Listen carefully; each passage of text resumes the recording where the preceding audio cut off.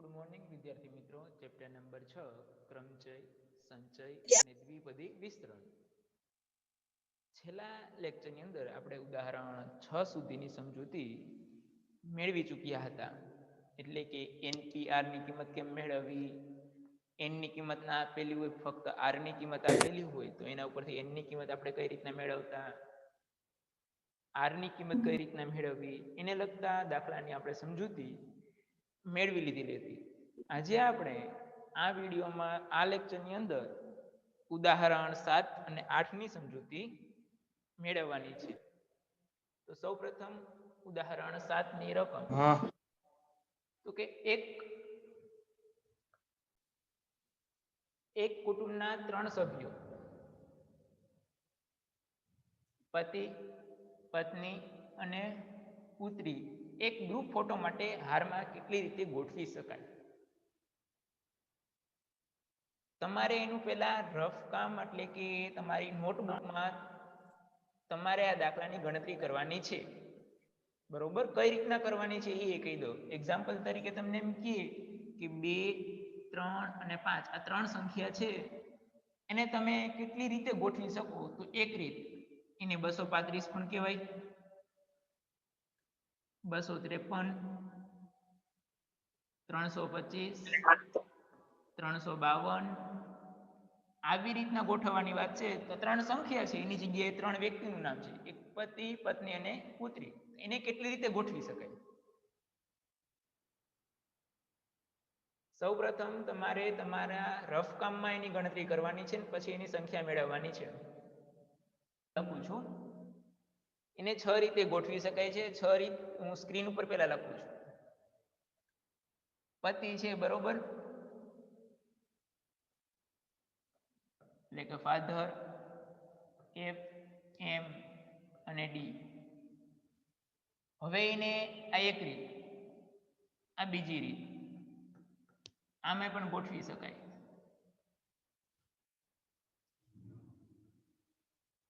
આ ત્રીજી રીત, આ 4 રીત, આ 5 અને આ 6. આપણે 3 જ વ્યક્તિ છે એટલે પરબારો આપણે આવી રીતના ગોઠવી અને જવાબ મેળવી શકીએ છીએ.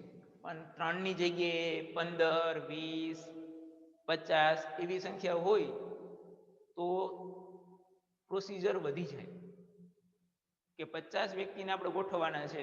આડાહવડા કરીને કેટલી રીતે ગોઠવી શકીએ, ચેન્જ કરીને તો ઘણી બધી રીતો થાય. બરોબર, 3 છે એટલે આવી રીતના આપણે રફ કામ કરીને મેળવી શકીએ. પણ ક્રમચયની રીતથી મેળવવું હોય કે ક્રમચય આપણે જે શીખ્યા છીએ એની મદદથી આપણે એની દાખલાની ગણતરી કરવી હોય તો કેવી રીતના કરવી. તો કે પેલા ટોટલ વ્યક્તિ કેટલા છે, કુલ વ્યક્તિ 3, બરોબર, એટલે 3P અને 3 આવી રીતના થાય. 3P 3 એટલે એની ગણતરી આપણે કરતા હોય તો 3, 2 ગુણ્યા 1 આવી રીતના થશે ને. 3 દૂને 6. ફરી રિપીટ કરું છું, સૂત્રની મદદથી કરો તો આ રીતના થાય. n factorial n minus r factorial 3 factorial 3 માં 3 જાય તો 0 ફેક્ટોરિયલ 3 ફેક્ટોરિયલ 3 ગુણ્યા 2 ગુણ્યા 1 અને 6 ફેક્ટોરિયલ 6. આ રીતના એની ગણતરી થાય સૂત્રની મદદથી. આ ટૂંકી રીત છે અને બાજુમાં એની સૂત્રની મદદથી લોંગ રીત એટલે કે લાંબી રીત છે.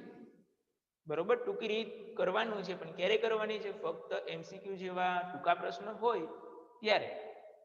બાકી બધા દાખલાની અંદર સૂત્રની મદદથી દાખલાની ગણતરી કરવાની છે. કારણ કે જ્યારે એક્ઝામ દેતા હોય ત્યારે સૂત્રનું મહત્વ છે કે સૂત્ર લખવું જરૂરી છે, એનો એક માર્ક હોય. એટલે ખાસ ધ્યાન રાખવું. આ MCQ હોય કે ટૂંકા પ્રશ્ન હોય એમાં જ્યાં ડાયરેક્ટ જવાબ દેવાની જરૂરિયાત હોય ત્યાં તમે આવી રીતના સીધી ગણતરી કરી શકો. ઓકે, નેક્સ્ટ ઉદાહરણ એના પછીનું 8મું જોઈએ. એમાં 4 સંખ્યા આપી છે 2 5 7 8 2 5 7 8 આ 4 સંખ્યાનો ઉપયોગ કરવાનો છે અને અદલા બદલી કરવાની છે ચારેય સંખ્યાઓની અદલા બદલી કરવાની છે તો પહેલો પ્રશ્ન એમ પૂછ્યો છે કેટલી સંખ્યાઓ બનાવી શકાય બીજો પ્રશ્ન એમ પૂછ્યો કેટલી સંખ્યા એમાંથી યુગ્મ હશે ત્રીજો પ્રશ્ન એમ પૂછ્યો છે કે 5 વડે નિશેષ ભાગી શકાય એવી સંખ્યા કેટલી હશે અને ચોથો પ્રશ્ન એમ પૂછ્યો છે કેટલી સંખ્યાઓ 5000 કરતા મોટી હશે બરોબર હવે તમે 4 સંખ્યા છે એને પહેલા તો કેટલી રીતે બનાવી શકાય એની સંખ્યા કેટલી બને 24 સંખ્યા છે ટોટલ આપણી પાસે 4 અને ચારેયને અદલા બદલી કરવાની છે તો એનો જવાબ આવશે 4p4 સૂત્રની મદદથી ગણતરી કરીએ n factorial n minus r factorial 4 factorial અને 4 માંથી 0 ફેક્ટોરિયલ 4 ફેક્ટોરિયલ એટલે 4 ગુણ્યા 3 ગુણ્યા 2 ગુણ્યા 1 એનો જવાબ આવશે 3 દુ 6 6 ચોક ને 24 તો 2 5 7 અને 8 એને તમે અદલા બદલી કરી ટોટલ 24 સંખ્યા બનાવી શકાય છે એટલે પહેલા પ્રશ્નનો જવાબ આમાં કોઈ વિદ્યાર્થીને પ્રશ્ન થતો હોય તો એ રેઝ યોર હેન્ડ કરી શકે છે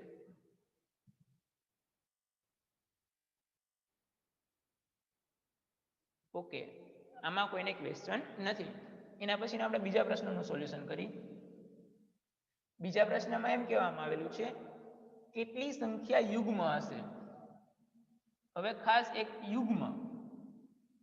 યુગ્મનો અર્થ શું થાય જે વિદ્યાર્થીને ખ્યાલ હોય એ જવાબ આપી શકે છે એકી સંખ્યા બેકી સંખ્યા ઓકે એકી બેકીમાં જો યુગ્મ હોય ને યુગ્મ એને કહેવાય બેકી સંખ્યા અયુગ્મ હોય ને એને કહેવાય એકી સંખ્યા એટલે ખાસ ધ્યાન રાખજો યુગ્મ એટલે બેકી સંખ્યા અયુગ્મ એટલે એકી સંખ્યા બરોબર તો બેકી સંખ્યા એટલે પાછળ શું આવવું જોઈએ 2 का 8 એટલે હું આ 4 સ્ટેપ મૂકું છું 4 સ્ટેપ મૂક્યા છે એટલે છેલ્લા જે સંખ્યા છે અવળિયા સંખ્યા આ એક બોક્સ કરું છું એની અંદર આ 2 આવવા જોઈએ અથવા તો 8 આવવા જોઈએ બાકીની 3 બોક્સ છે એટલે કે 3 લાઈન છે એમાં તમે ગમે એ સંખ્યા મૂકો એની હારે કાંઈ લેવા દેવા નથી એની સાથે કાંઈ લેવા દેવા નથી અહીંયા તમે ગમે મૂકી શકો છો પણ યુગ્મ સંખ્યા કોને કહેવાય તો કે છેલ્લો અંક લાસ્ટમાં જે છેલ્લો અંક આવે એકમનો અંક એ બેકી સંખ્યા હોવી જોઈએ એટલે કે 2 4 6 8 0 એ જ હોવા જોઈએ આપણી પાસે 2 અને 8 જ છે રકમમાં એટલે 2 અથવા 8 તો અહીંયા ટોટલ ખાલી જગ્યા કેટલી દેખાય છે 3 દેખાય છે બરોબર ને તો 3 ખાલી જગ્યા દેખાતી હોય તો એનો અર્થ શું થાય કે ત્યાં તમે 3 ખાલી જગ્યામાં કોઈ પણ 3 સંખ્યા 2 5 7 8 એ મૂકી શકો છો બરોબર ગુણ્યા અહીંયા 2 છે અને ખાલી જગ્યા 1 છે એટલે 2 માંથી 1 આ મેં કઈ રીતના મૂક્યું એ ખ્યાલ આવી ગયો સર પાછું સમજાવો ને ઓકે ફરી પાછું સમજાવું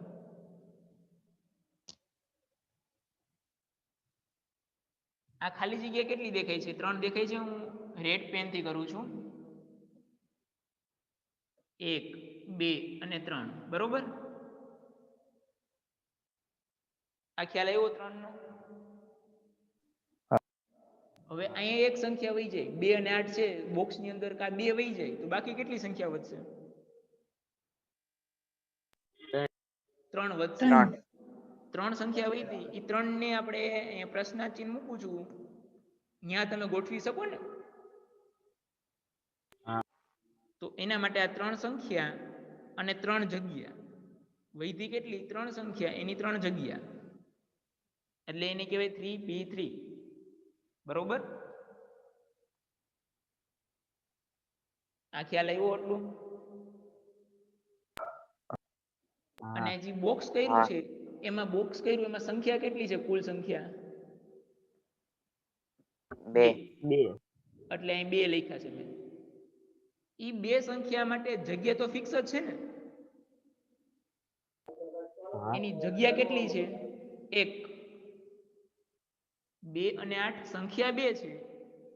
ઈ 2 સંખ્યાને ગોઠવવા માટેની જગ્યા 1 છે એટલે 1. ખ્યાલ આવ્યો એટલો હવે. ઉપર જે આવે ને સંખ્યા ઉપર ઈ ટોટલ સંખ્યાની જ વાત કરવાની અને નીચે આવે એની જગ્યા. તો 3p3 એનો હું સીધો જવાબ લખું છું. હવે સૂત્રની મદદથી ગણતરી નથી કરતો એટલે એનો જવાબ આવશે કેટલો 6. 2p1 તો 2p1 નો જવાબ કેટલો આવશે? જે વિદ્યાર્થીને ખબર હોય જવાબ આપી શકે છે. 2 વેરી ગુડ.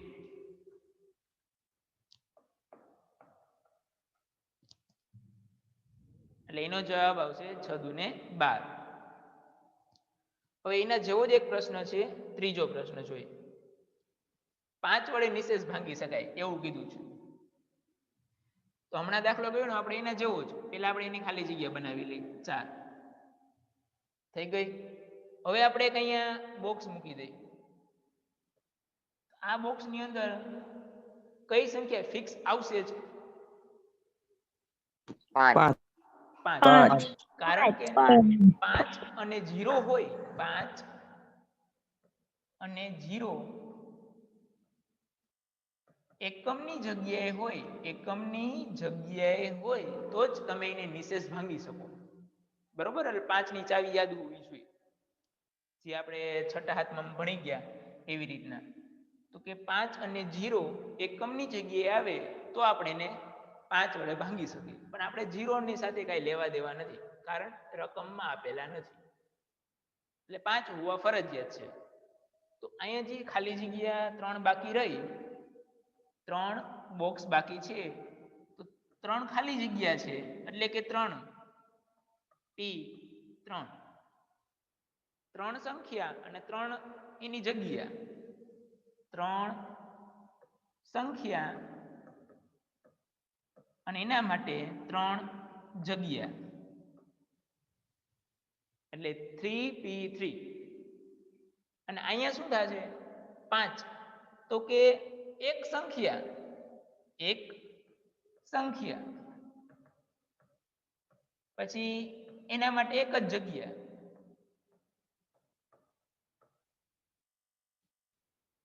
એ બેનું કરવાનો શું ગુણાકાર એટલે બેનું શું તો કે 3p3 ગુણ્યા 1p1 તો 3p3 નો જવાબ આપણે મળી જાય કેટલો તો કે 6. 1p1 નો જવાબ મળે 1. તો ટોટલ સંખ્યા કેટલી બને 6 બને. એટલે 6 સંખ્યા એવી મળે કે જેને તમે 5 વડે નિશેષ ભાંગી શકાય. 6 સંખ્યા તમે એવી મેળવી શકો કે જેને તમે 5 વડે નિશેષ ભાંગી શકો. એના પછીનો એક પ્રશ્ન હતો કેટલી સંખ્યા 5000 કરતા મોટી હોય? 5000 કરતા મોટી સંખ્યાની વાત કરી છે તો આપણે પહેલા એની 4 જગ્યા મૂકી દઈ. હું અહીં એક બોક્સ પહેલા આગળ કર્યું છે તો પેલા બોક્સની અંદર કઈ કઈ સંખ્યા આવી શકે? 5 7 8 ખબર હોય જવાબ આપી શકે છે. 5 7 5 7 7 8 3 સંખ્યા આવી શકે છે. જો 5 થી શરૂઆત કરો દાખલા તરીકે હું પહેલા 5 મૂકી દઉં પછી 2 મૂકું પછી 8 મૂકું પછી 7 મૂકું તો એનો મતલબ 5287. તો 5000 કરતા મોટી થઈ ગઈ કે નહીં? એવી રીતના 8 પહેલા રાખો 8 7 3 2 5 અને 2 આવી સંખ્યા છે એ 5000 કરતા મોટી છે. હું 7 ને પહેલા રાખું. 7 5 8 2. તો 7 ને પહેલા રાખ્યું તો એ 5000 કરતા મોટી. 8 ને પહેલા રાખું એ 5000 કરતા મોટી અને 5 ને પહેલા રાખું એ 5000 કરતા મોટી. એટલે 5 7 અને 8. તો ટોટલ સંખ્યા કેટલી થઈ? 3 થઈ ને? ટોટલ સંખ્યા કેટલી થઈ? 3. એના માટે જગ્યા કેટલી રહી? 1 1. એટલે અહીંયા નીચે જે 1 મૂકું છું એ જગ્યા માટે છે. અને બાકી કેટલી ખાલી જગ્યા? 3 ખાલી જગ્યા. અને 3 સંખ્યા વધે ને. એક સંખ્યા તમે અહીં મૂકી દીધી હોય, દાખલા તરીકે હું 5 અહીં મૂકી દઉં બોક્સની અંદર. બોક્સની અંદર હું 5 મૂકી દઉં તો બાકીમાં 7 8 અને 2 વધે. કેટલા? 7 8 અને 2. આ 3 સંખ્યા વધે. એ 3 સંખ્યાને તમે આ 3 ખાલી જગ્યા મૂકી શકો કે ના મૂકી શકો? હા બરોબર.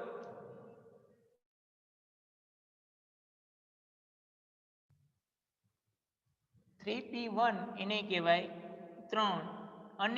અને છે જ્યારે વાક્ય રચના અન્યથી બનતી હોય એટલે ગુણાકાર જ આવે. અને 3P3 ની કિંમત થાય 6. 2 નો ગુણાકાર કરો ટોટલ સંખ્યા 2 ની 18. તો 18 સંખ્યા એવી હોય જે 5000 કરતા મોટી હશે. પણ એના ઊંધું તમને એમ પૂછે 5000 કરતા નાની, તો કેટલી સંખ્યા થાય?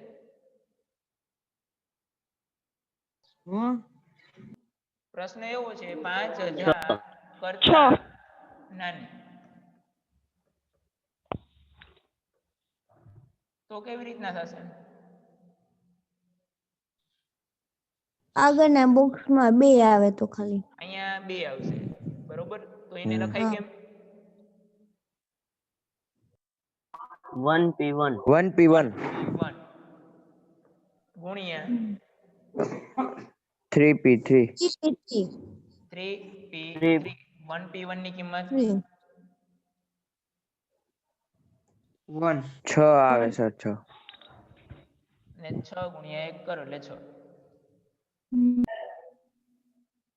હવે આ બે ઉદાહરણમાં કોઈને પ્રશ્ન થતો હોય હજી પણ તો પ્રશ્ન પૂછી શકે છે. આવા 3 થી 4 દાખલા ગૂગલ ક્લાસરૂમમાં હું મૂકીશ. બરોબર. આવા 3 થી 4 દાખલા ગૂગલ ક્લાસરૂમની અંદર મૂકીશ. તમારે લખી લેસન એમાં સબમિટ કરવાની જરૂર નથી.